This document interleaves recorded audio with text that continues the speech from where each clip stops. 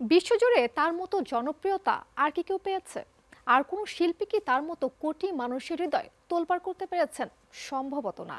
তিনি সর্বকালের সেরা পপ সম্রাট মাইকেল জ্যাকসন। তুমুল জনপ্রিয় এই ব্যক্তিত্ব ছিলেন একাধারে কণ্ঠশিল্পী, গীতিকার ও নৃত্যশিল্পী। 2009 সালের আজকের দিনে এই কিংবদন্তি পৃথিবী থেকে বিদায় নেন। তার প্রয়াণ দিবসে শোবিজ টুনাইটের পক্ষ থেকে রইল গভীর শ্রদ্ধা।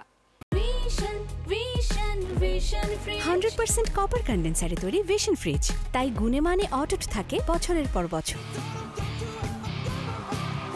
তাকে বলা হয় তারকাদের তারকা, কিং অব পপ। মৃত্যুর এত বছর পর বিশ্বব্যাপী এখনো তার গান সমানভাবে জনপ্রিয়। গোড়ালির উপর ভর করে অভিকর্ষকে উপেক্ষা করে কিভাবে যে তিনি সামনের দিকে ঝুঁকে নাচতেন তা এখনো সবার কাছে বিস্ময়। গিনেস ওয়ার্ল্ড রেকর্ডস অনুসারে সর্বকালের সবচেয়ে সফল সঙ্গীত শিল্পী মাইকেল জ্যাকসন। 1958 সালে 29 আগস্ট যুক্তরাষ্ট্রে আফ্রো আমেরিকান পরিবারে জন্ম তার।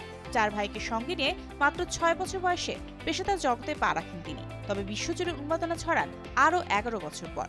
80 দশকে মাইকেল জ্যাকসন সঙ্গীত শিল্পীদের মধ্যে জনপ্রিয়তার শীর্ষে পৌঁছান।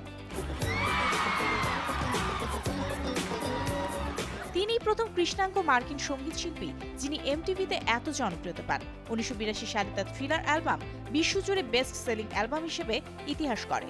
মাইকেলের গাওয়া 5টি সঙ্গীত অ্যালবাম বিশ্বের সর্বাধিক বিক্রিত রেকর্ডের মধ্যে রয়েছে।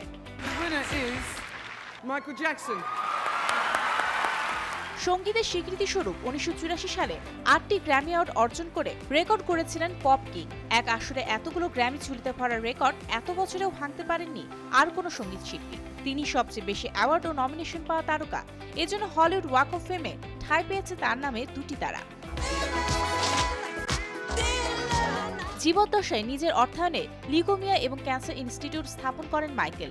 এছাড়াও শিশুদের জন্য এবং দুর্ভিক্ষ পীড়িত মানুষের জন্য তিনি কোটি কোটি ডলার দান করে গেছেন। 2009 সালে 25 জন পৃথিবীর মায়া কাটিয়ে চলে যাওয়ার পর সে বছর সর্বাধিক বিক্রিত অ্যালবামের শিল্পী হিসেবে আবির্ভূত হন।